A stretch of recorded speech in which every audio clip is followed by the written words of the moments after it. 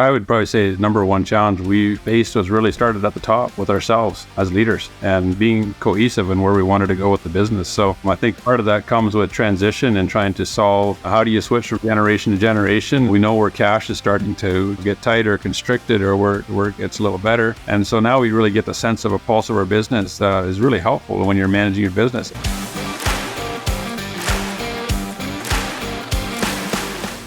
All right, so let's jump right into it. Josh, Herman, such a pleasure to have you guys here. I got to tell you, the fact that we've had the opportunity to work together over the last, I don't know, is it 3, maybe 4 years at this point? It's been such a great pleasure. One, that you guys have a super great relationship. You have different roles within the organization, and that you have such an interesting business that I feel just continues to grow and evolve and has the opportunity to continue to learn from itself, and you guys learn from each other. So, you know what, it's a great pleasure to have you guys here. I love working with you guys. I would love maybe Herman to kick it off as the older brother, kick it off and maybe tell us the story about how Post got started. Yeah, so Post started in 1974 by my father. And back in the day, it would have been, for the first couple of years, it would have been homes, custom homes. And then very quickly it transitioned into barns, primarily pole barns, mostly through the late 70s and the 80s and into the 90s. And then in the late 90s, there was a lot of Dutch immigrants that were moving over and buying dairy farms. And so dairy became a big part of our business in the late 90s and into the 2000s. And then slowly over the 2000s, our horse market really started to grow as becoming a bigger component of our business. And that led us to working more with real estate owners. And so the eventual where we are today is we focus mostly on real estate properties. So custom homes, high-end horse barns, garages and workshops and country markets and all sorts of neat builds that you would see across the countryside, sort of a wrap in the GTA area. So yeah, it's next year is actually our 50th year in business. So we're looking forward to celebrating that. Yeah. Yeah, so what's the big celebration? How are we, what are we doing? And how do I get myself invited? That's what I want to know. I'm not sure. I think we're just going to celebrate the fact that we survived this part of that. So the journey of being an entrepreneur, right? Learning. Totally. And you know what? I feel like, I don't know how this works, but I know the Prime Minister usually sends a letter for marriage for 50 years.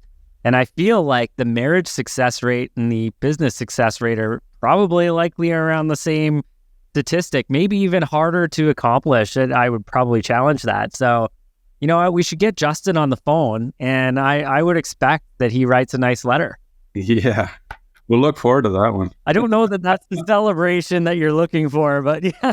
Yeah, I can maybe think of better ways. So, yeah. So Josh, maybe share with us how you and Herman got involved in the business. I know it's been around for 50 years. You guys have definitely not been there for 50 years. Maybe share how you started in the business, what that looked like. I'm guessing, like many family businesses, you probably just grew up in the business and carried on from there. Yeah, that's about right. I missed about half that story because I was either not born or was in diapers, right? So, but yeah, I kind of got sucked in. I was just a punk in school, and I had a offer to go to University of Guelph, and the thought of 4 years of schooling was torturous. So I thought, all right, you know, I'll just go for a year of work and see what happens, which of course is the kiss of death. So, so yeah, I got sucked in, and I always said I'd never work for my dad in the business and work with my brothers, go my own way, and that didn't work out for me. But yeah. Well, it didn't work out for you that I was going to say it didn't work out that you didn't get into it, but it's definitely worked out that you guys have got a fantastic business that you're part of. Yeah, absolutely. And yeah, when I started, I was, as an owner, that was 2007 or so, Herman. So yeah, back then I was just a punk. I was pretty young and yeah, I had no idea what I was getting into. So yeah, it's been quite a journey, that's for sure. And Herman, when did you start? Yeah, I'm not sure if there ever was a start date. I think that's still the tough one because, yeah, we grew up on, as farm boys on Dad's farm, right? So we worked on the farm and we helped clean out trucks. And by the time I was 15 years old, I was cleaning up garbage on the job site. going through university, I worked all my summers and led crews. So I touched every part of the business, you could say, on the field. And then when I graduated university, I was going through job offers, and my dad ended up in the hospital. And when he got out, he basically said, if you don't come join me in the business, I'm looking at selling the business. So I thought, oh, why not, right? So I was the second person in the office. That was in '99. And from there, I got to work in estimating. We did put all the expenses into Excel sheets and would submit that to our accountant once a quarter, or the accountant came to our office and keyed it all in for us. And then, so I touched every part of the business and eventually ended up in sales. And like Josh said, in many ways, we were way too young, right? So just graduated in '99, and by 2001, I think we already had a structure in place where the business had totally transitioned, and three brothers had all the shares and all the common shares. And so, that was an interesting journey, right? Just the transition from one generation to another, and probably did many things wrong. In hindsight, we learned probably a lot of things that we shouldn't have done. But certainly a journey. Totally.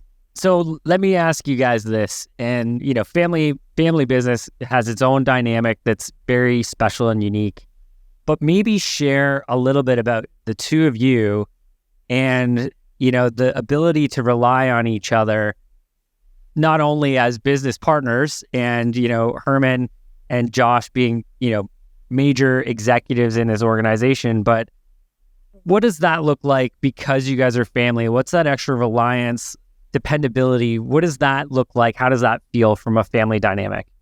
Well, Josh, do you want to go first? So you know what? I think partnerships can be, there's a lot of caution that goes around partnership for sure. But on the other hand, partnerships can be very beautiful when it gets right. So for Josh and myself, I'm not sure if Josh quit tomorrow on the business, whether I'd stay in the business. You know what I mean? There's a beauty about doing it with someone when you're aligned. And so I think the key part about that is just making sure that as a leadership team, you're aligned. Josh and I are in some ways very much alike, but also very different. And so what excites Josh about the business and what he does as a role as our operator and general manager of the business is a little different than what excites me. And so I'm excited about that. The stuff he takes, I'm happy to let go. And so I think that's what makes it unique for the two of us, for sure.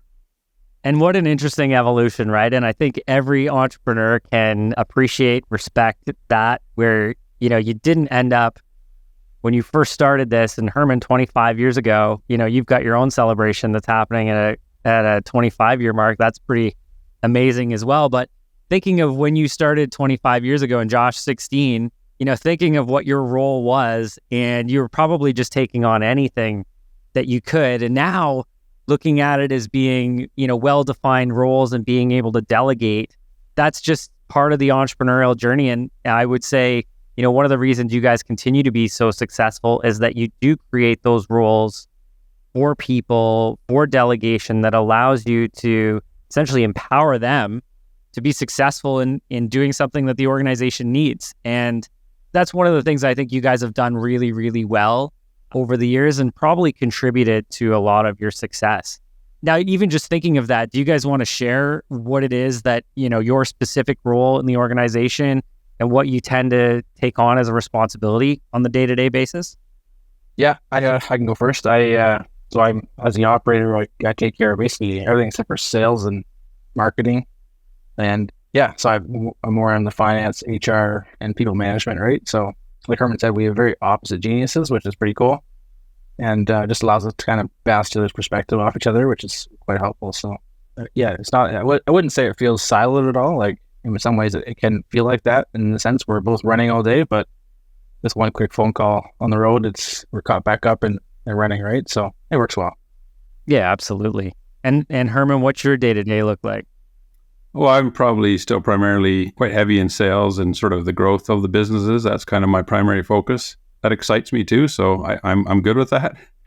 So, but I think, you're right. I think you mentioned too, sort of as a segue into this question too, that that the business needs to sort of evolve. And back in '99, I was the second person in the office, and I think we were doing just over $1 million in sales.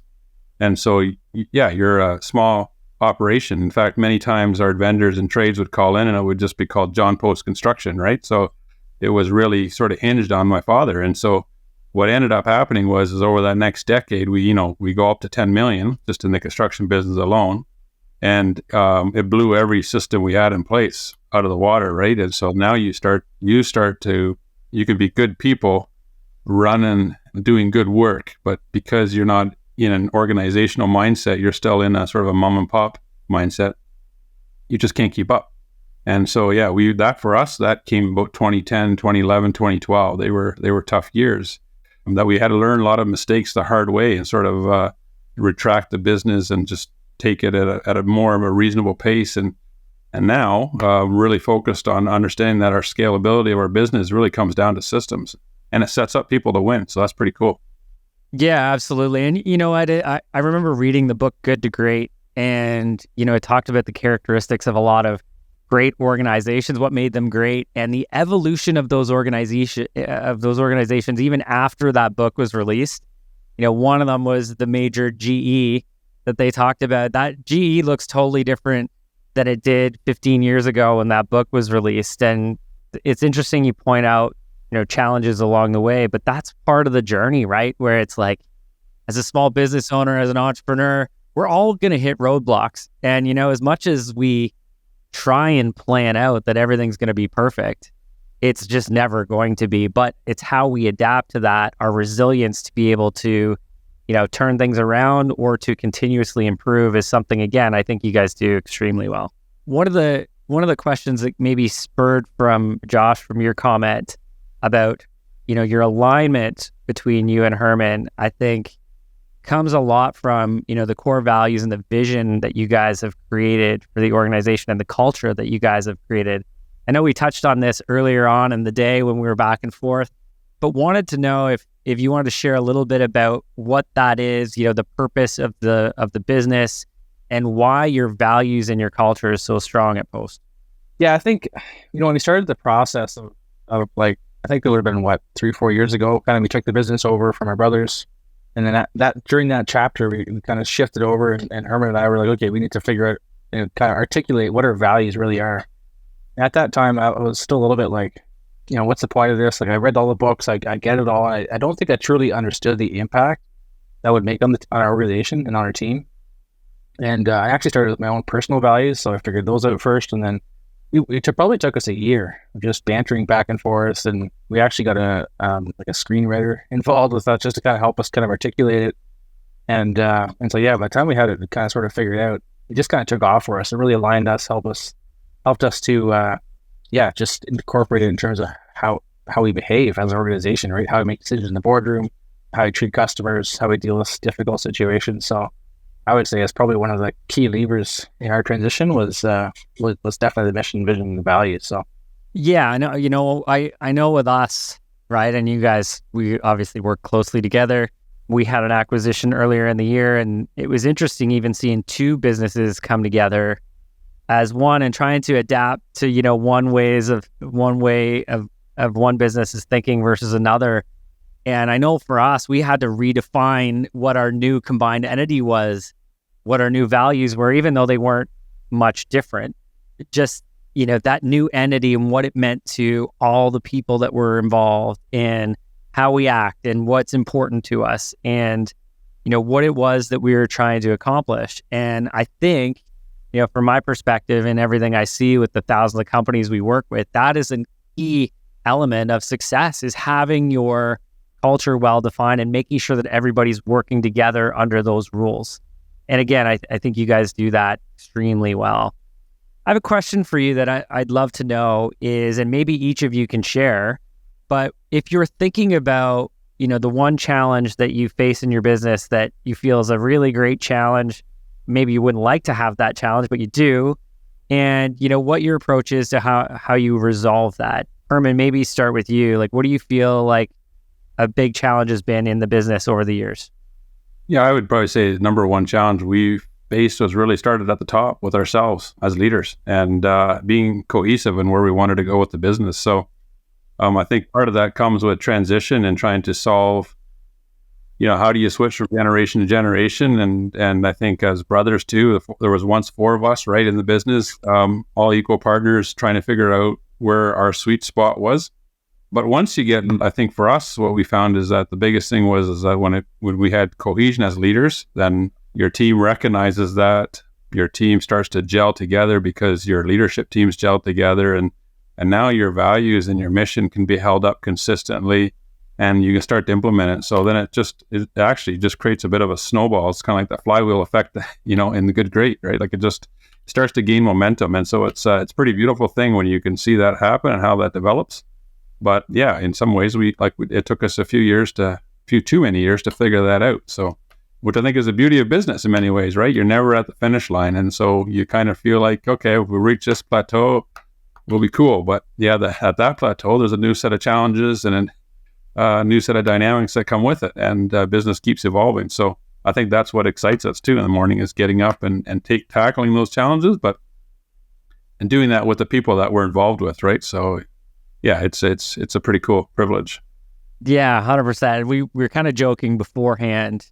What would a piece of advice be? And I said, and don't say run away.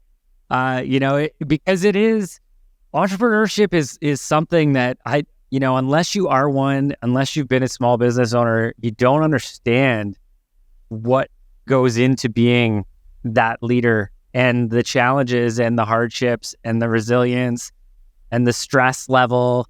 I find that non-business owners are almost comical when you get the side comment, well, isn't that nice? You can take Friday afternoon off to go be at one of your kids' events, or, oh, isn't it nice that you can write off, your company vehicle as your own? Oh, I wish I had those tax deductions, where people just don't understand what's behind the scenes, right? Like when you open the curtain in this, the emotional strain of trying to figure out, the new challenge of the day and how to resolve it without, losing employees, losing customers, losing family members, it's everything it's always up in the air. And that's probably part of the challenge, is what keeps us coming back, because of the opportunity to solve those challenges and build something bigger than us.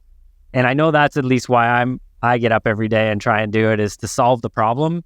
And maybe it's a bit of a sickness. I think Alex Sharfin, my friend, talks about entrepreneurship and saying that, it's a unique personality type that goes into being an entrepreneur. Because if you were to take a personality type, you're borderline crazy to be able to do this or get up and withstand this sort of pressure and stress every day. Yeah, we always say, like, you're not really a business owner. Like, I didn't feel like a business owner until like the first time I contemplated moving my personal cash over to cover payroll. Suddenly it's real, right? So, and my journey, I started at kind of a sense of duty almost, right? Like, it's just the thing you do. You follow the family business, you do that thing, right? And then you kind of went through that phase where it's like, okay, why am I doing this? Like, is it duty doesn't carry you that far? At some point it becomes about like, why, what gets me to bed in the morning? So, and I think when you speak to like making those changes and tackling those problems, like I'm a little bit obsessed with growth and just like, how do we fix this stuff, right? And as you fix challenges in your business, the awesome part is seeing the people change as well, right? Like, people start thriving. You're changing lives. It sounds cheesy, but it's real. I've seen it. It's very true. And, I had an employee one time.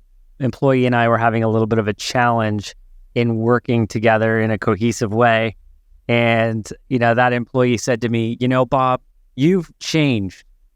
And I looked at them and I was like, yeah, you should try it. Like, the evolution of who you are shouldn't be the same person as it was 10 years ago.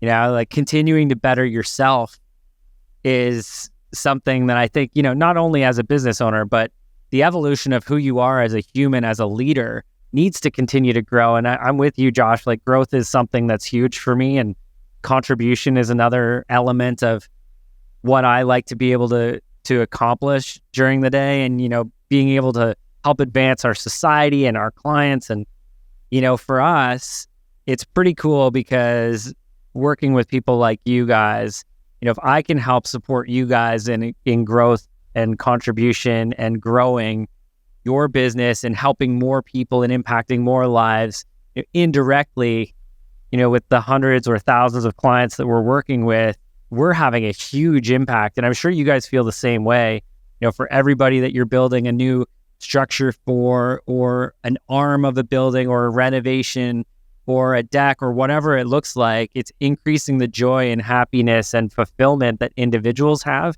and probably families and generations, that you're impacting from the cool work that you guys do. So that is something that's super fulfilling for me as well. And again, amazing the work that you guys do. Josh, what is the number one challenge, or maybe not the number one challenge, but what is a challenge that you feel like you guys face in the business, or maybe even something that you've overcome and how you overcame it? Yeah, that's a good question. I think as I reflect on it, we're kind of in the middle of it, but then Herman kind of touched on it earlier. So it's systems, right? And especially in a small business, in the small business world, when the key principals are often taking on the key roles, and things just kind of flow to Herman and Josh. Well, decisions always flow to Herman and Josh. So the key challenge really for us is, if we get hit by a truck tomorrow, as a friend of mine would say, is if I get hit by the beer truck, like, does this business keep running?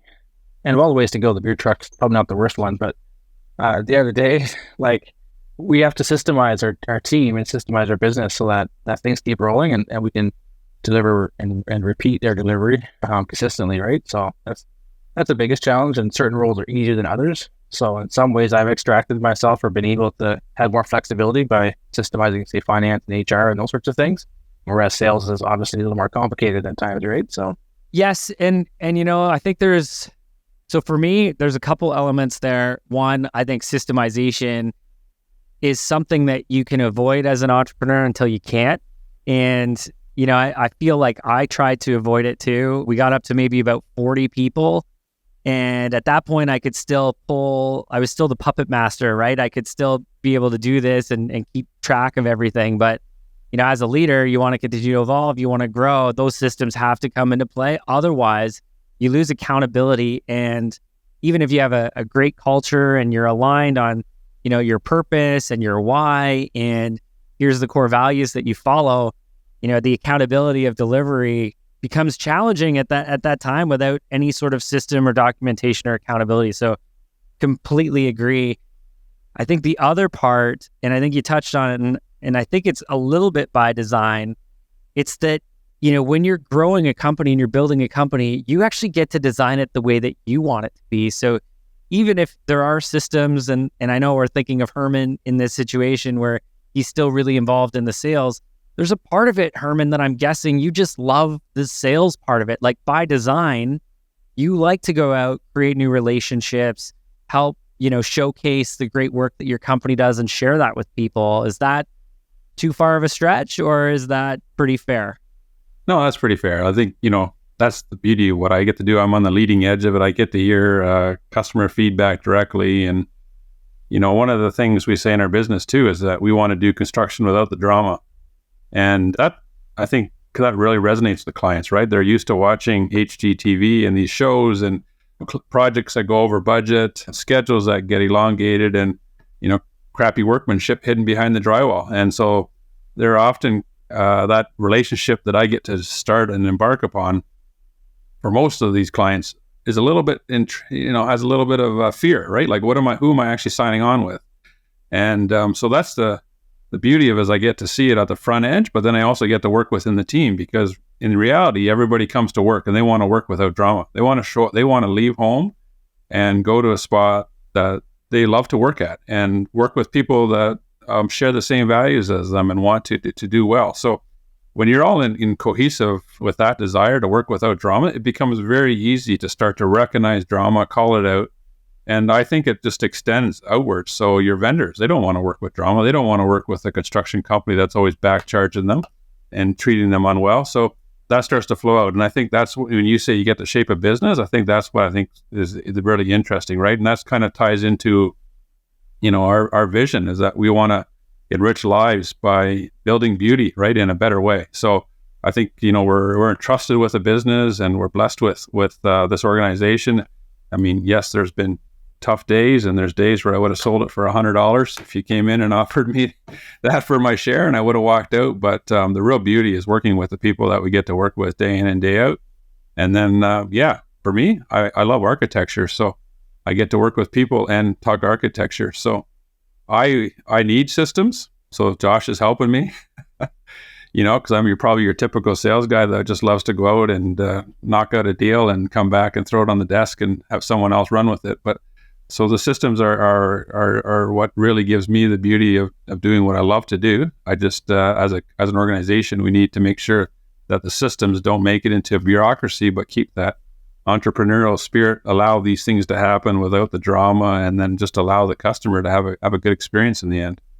Yeah, absolutely. And we're going to share at the end all of the contact information for you guys, but I want to point out, like, I've watched your YouTube videos on some of, the projects that you guys have created, and they're phenomenal, right? And the scale of some of these facilities that you guys build is like mind-blowing. It's very cool. So anybody who wants to check them out, I'm going to include all of their contact info at the end to see what these guys are up to, because they're really building a world-class organization that does world-class work, which is very incredible to be part of. So speaking of being part of, I know we have this great relationship, and typically I would say, we offer a virtual CFO related service, but I think it's evolved, and I think continuously going to evolve in how we collaborate with each other, but it's almost evolved to creating an advisory sort of board that I sit on there from a finance perspective and maybe a little bit of strategy as well. But one of the things that we get to do on a regular basis is go over sort of the financial performance of the organization. And not that I want to get into that specifically, but want to ask you guys, there's a pretty core metric, and maybe Josh, I'll throw this to you, pretty core metric that we focus on in those meetings. And when I talk to a lot of business owners, it's one of the elements that I feel like they're missing is defining what is really pushing the organization forward. If you're thinking of a metric, a critical driver that, if you can push that to the next level in a positive way, that it really drives performance of an organization. Yours is a little bit different and I feel like unique, but for anybody in the construction space who's observing or listening to this, I would love for you guys to maybe share what that main core metric is for Post. Yeah, totally. So I kind of took over the books about 4 years ago. At that time, Herman was doing sales and controller in his spare time, which was going swimmingly. He loved that. But and often the way our partnership works is Herman throws ideas out there, and I filter through them and try to find one or two good ones.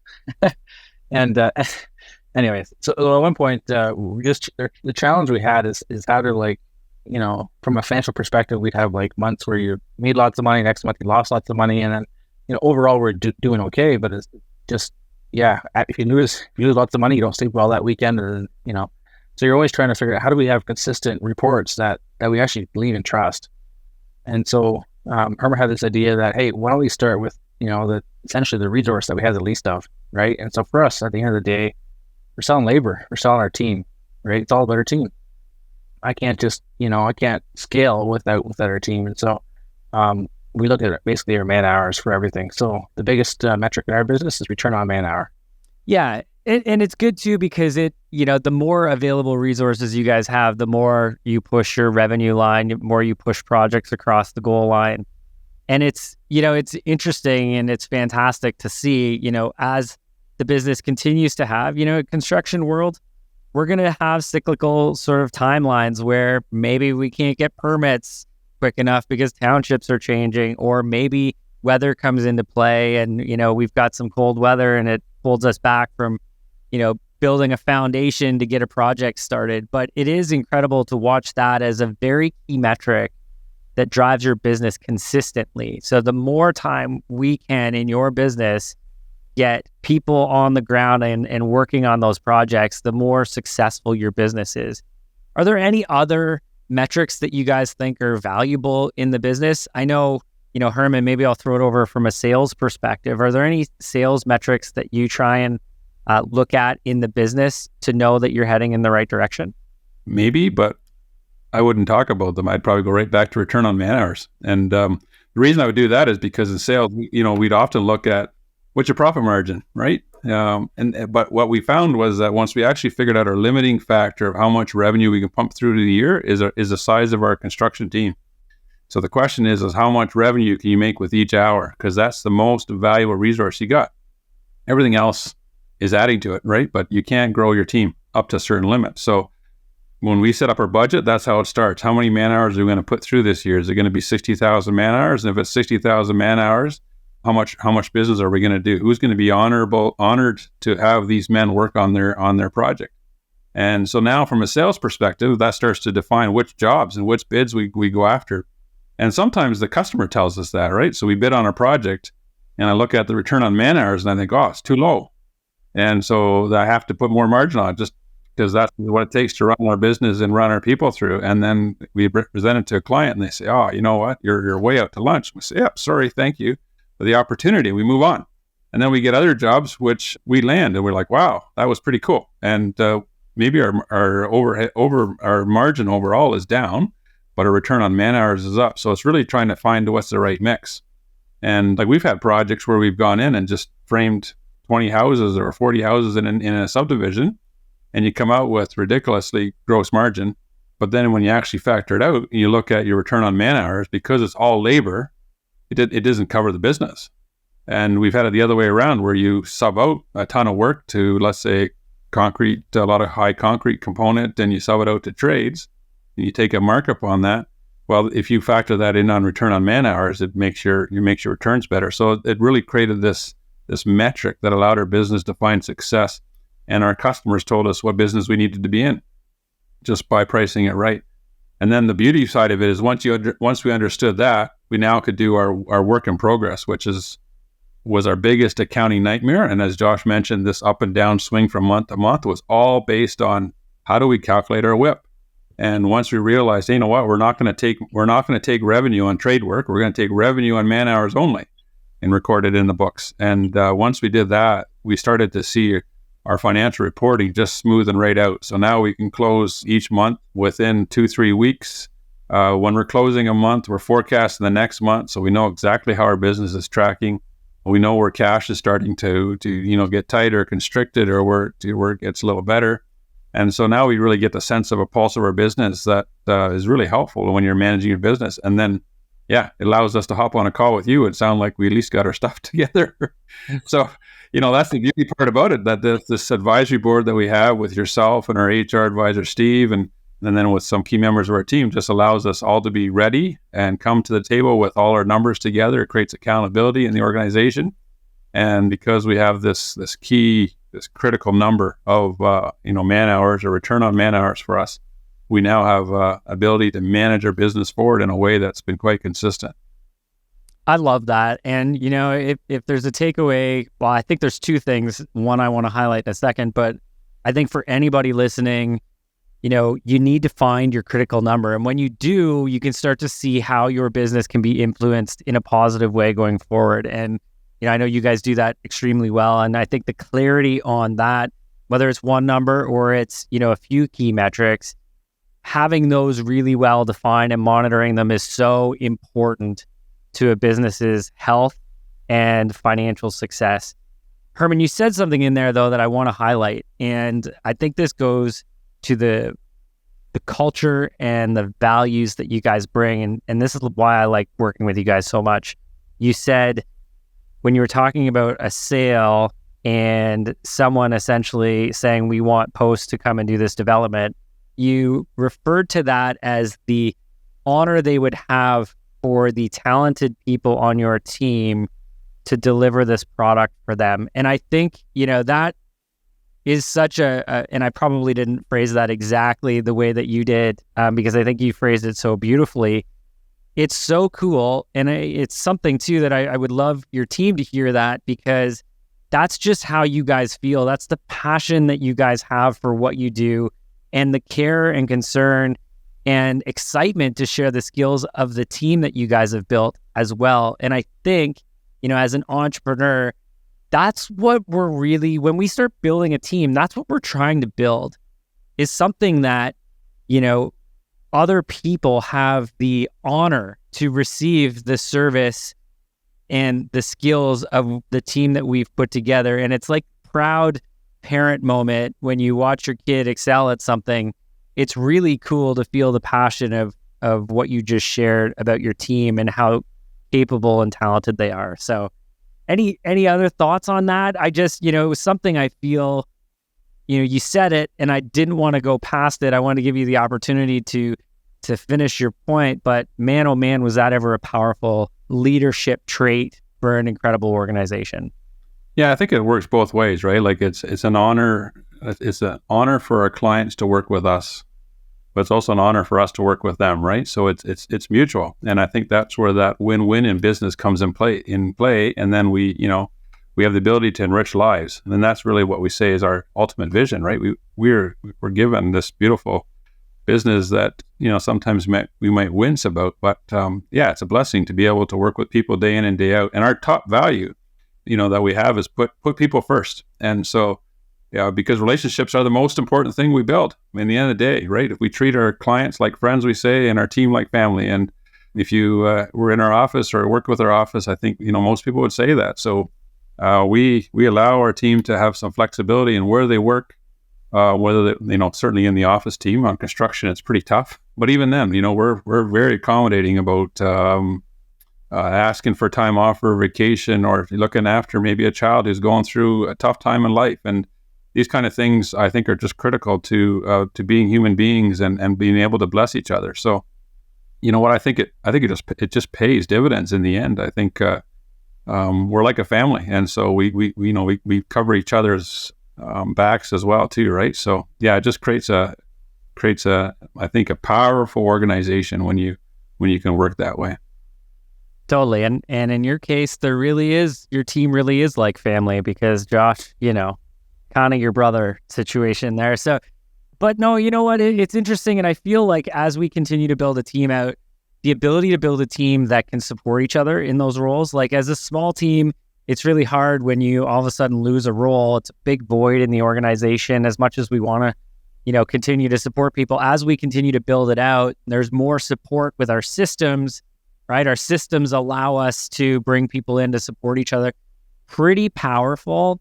And I know from our perspective and from mine personally, understanding how to be the leader that the organization and the team needs to support them, and what they need, what type of support means the most to them, has been certainly a challenge and one that I've accepted head on to say, how do we continue to make this that sort of supportive environment? But I do want to say one part on the other side, and it's, making sure that our team, again, small business, medium-sized business, entrepreneur, making sure that our team understands the performance metrics that they need to deliver for us as well.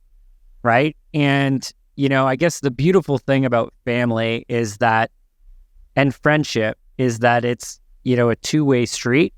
It's not a one-way path. Like, these people that are on our team are not our children, that, it's a collaborative environment. So, when they support you, you support them. And again, I think it's an incredible leadership quality to make sure we're creating a very supportive environment for our teams to excel and to have their back when we need to, but they also need to have our back too. And that's, for you guys, that's being your man hours, your return on man hours. So it's like, yep, we need your support here. And if we have this covered, we got you as well. Right. And I think that's again, I don't want to toot your horn too much, but I think that's why you guys have created such a powerful organization and the culture is so strong, is because you guys are really great leaders in this.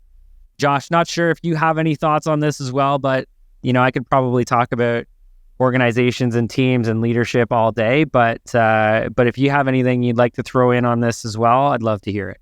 Yeah. I mean, we could talk in an hour about that, right? But I think like I do a lot of the hiring, right? So in my mind, I have to say it starts already in recruitment. Like, when you're building a team, it's not just once they're here, right? So it's really quite a process. And I started hiring when I think I was like 21 years old. I was a fish out of water, and so I grew my way out of it, right? So I started with a strengths finder. I think it's Tom Rath who wrote the book. I tried Myers-Briggs for a bit, and finally I settled on the Enneagram. And we did Enneagram training with our staff in-house as well. But it's easier to take care of folks when you actually know them, right? And so our team knows each other. Like it adds a huge component. And then lately, I don't know if you heard of Patrick Lencioni has the widget, but so I just kind of include those two. But from our perspective, like being able to know each other and knowing who you hire and putting people in roles where they can actually succeed is like 80% of the battle, right? So just makes life a lot easier when you're in the right role. And I love that. So I'd love to just sort of segue in here to say, I know you guys have created incredible things. I mean, you've built a great team. You've got a strong culture. What does the next stage look like for Post? Like, what are you guys, as far as goals go, what does the future look like for your business?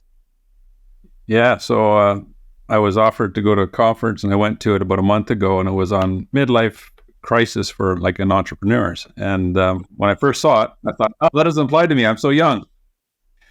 But when I'm sitting there, I'm thinking, there's some science around it that this midlife crisis, on average hits people around 41 years of age.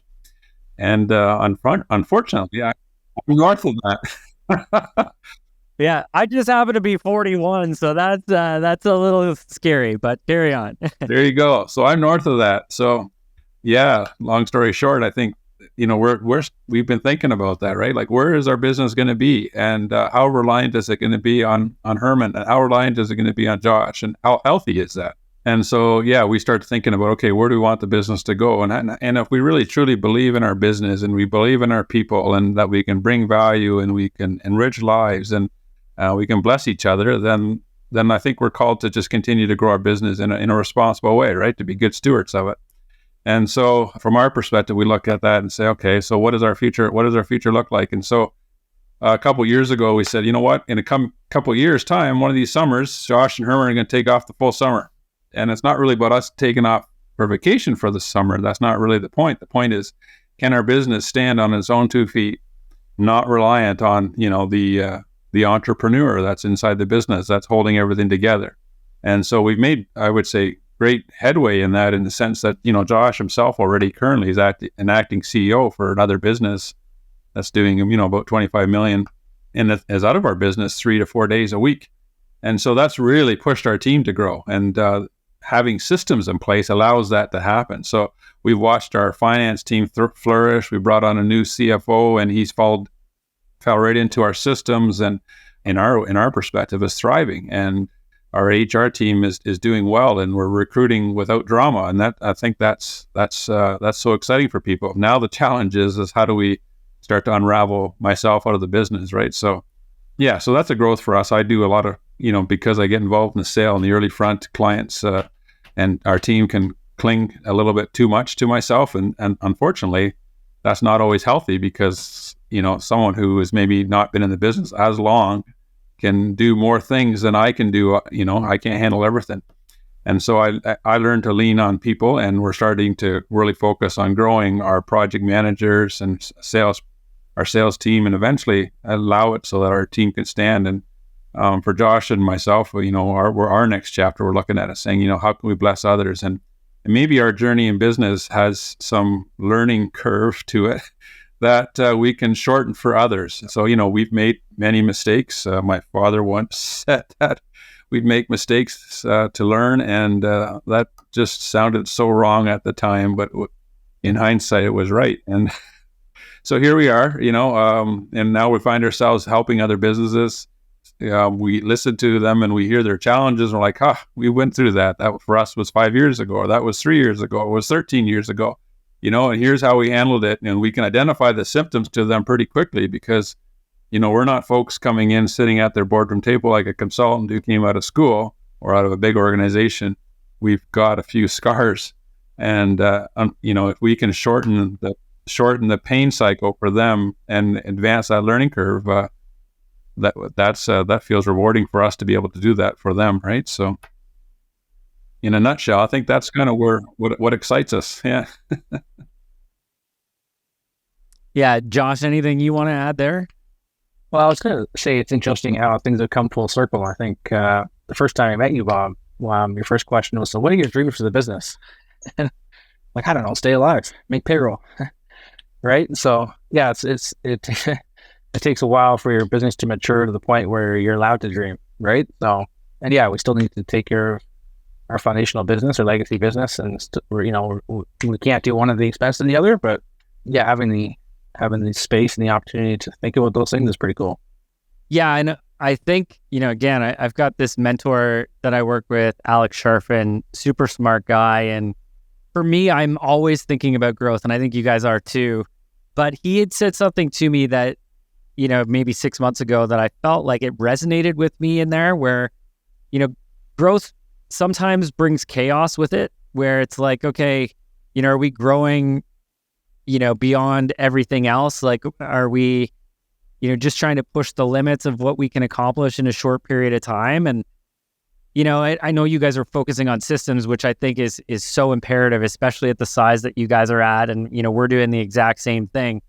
But he made a comment where he said, it's okay to build a boring business. Right. And as you guys are talking about this, and Herman saying, Josh and I, the goal is to be able to take the summers off and have the business operate without us. It's like, yeah, that's the building of a boring business where it's very predictable. It's systemized. The team knows exactly what they need to do to ensure the organization has success. And, every now and again I go, maybe I just need to back off of breaking everything for a moment and consider what building a boring, predictable business could potentially look like and how that could feel.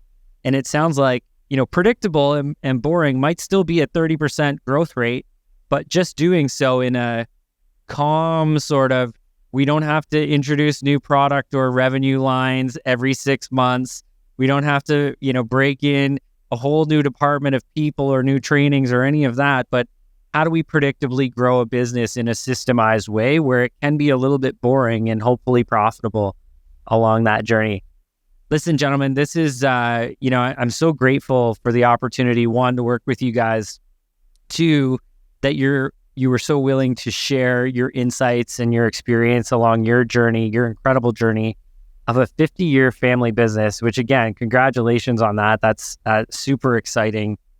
Before I let you go, I'd love to hear from both you, Herman, and Josh.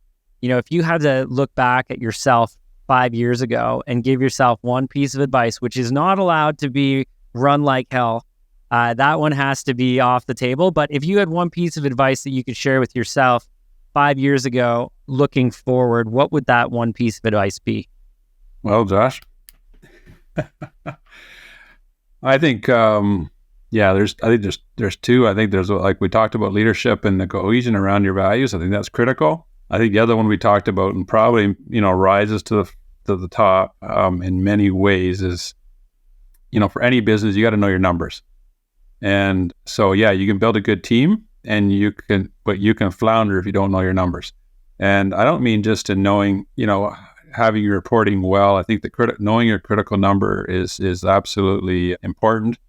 It allows your whole business to sing from the same song sheet, and then you call it boring, Bob, but I would say you get harmony, and harmony can be beautiful, right? When you're all singing from the same song sheet, and so I think that's critical. And I think part of that journey for us was sort of figuring out critical numbers, but also I think our connection with yourself has been very helpful for us, because you're not an accountant we're reporting to once a year that's giving us back our financial numbers, and then with that a big tax ledger of what was filed with the government. And that was been our experience in the past, right? I think what's beautiful is that we're hopping on to a call with you every month and with our advisory board, and you're engaging with us, you're challenging us. Why are our hours down? Well, and seeing the impact between hours and revenue, and understanding our numbers, and thinking about business and not simply as just numbers, but also just saying that's a scoreboard. So it's not about profitability, but profitability is telling you how your business is operating and how that's hitting the marketplace and how your team is actually thriving. So the connection of it all comes back together to the numbers in many ways. Yeah, well, and Herman, that was beautifully said. I know harmony is beautiful, but truthfully, and again, I appreciate the fact that you guys and other successful business owners do have a focus on making sure that you don't put your head in the sand and ignore key metrics in your business and those financial reports as well. It's like, how do we learn from this and continue to get better so that we can deliver the world-class products and services that our skilled team is, so proud of. So thank you for that. Appreciate that. And again, it's always great to be able to challenge the status quo in any business. And you guys are always on the cutting edge of building something even better. So I love that. Josh, what's your piece of advice to yourself from 5 years ago? Oh dear. I thought I was off the hook there because Herman had 2 pieces of advice, but Yeah, I know. No, not a chance. no chance. Oh dear. 5 years ago. Yeah, I don't know. One of the things that I think once you have alignment at the top, like, so once we had, back in the day, we called it the 4-headed monster. But once Herman and I kind of had like full alignment around our values, who we were, where we're going, it just made business so easy. And so I often say that most businesses are really simple. They're just not easy, right? So sometimes, if I had a penny every time I talked myself out of a decision that had to be made, I wouldn't be working, right? Like, I'd always be, obsessing over how to make something work. And now I just look at it and say, that's a square peg in a round hole. Like, let's not waste our time, right? So yeah, I think at the end of the day, just accepting things for what they are and reacting to it. So that's more from a business side. If I had to give myself advice from a personal side, yeah, read a book a week. I started doing that about probably a year ago. I'm not sure I hit a book a week, but yeah, if I had anybody I meet that's younger than me, which is, I'm pretty young, so it's not many people, but it's awesome. Like, I just go to the thrift store, like when I'm camping, and I come out with like 15 books, and my wife's like, oh my goodness, right? But yeah, there's no faster way to grow than to, have someone's life experience summed up in 50 pages, like a yearbook. It's good. Yeah, it's good, right? So yeah, love it. Well, and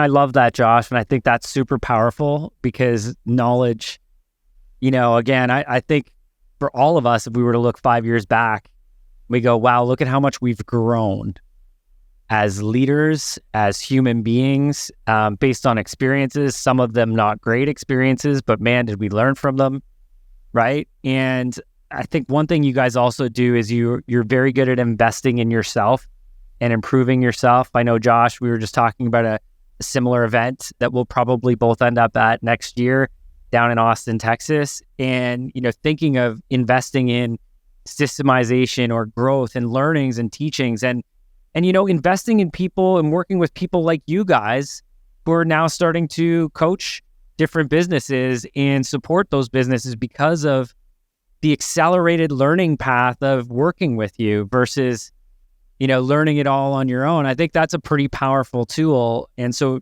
maybe to just tie on with the read a book a week, it's invest in those that have maybe already done it before and can help get you there faster, but also continue to invest in your learning because it's super powerful. Gentlemen, this has been an absolute pleasure. I want to thank you both so much. And again, it's something that I'm super proud of in what we've built, and that I get to work with incredible people like you guys who are doing awesome things. So thank you guys for this.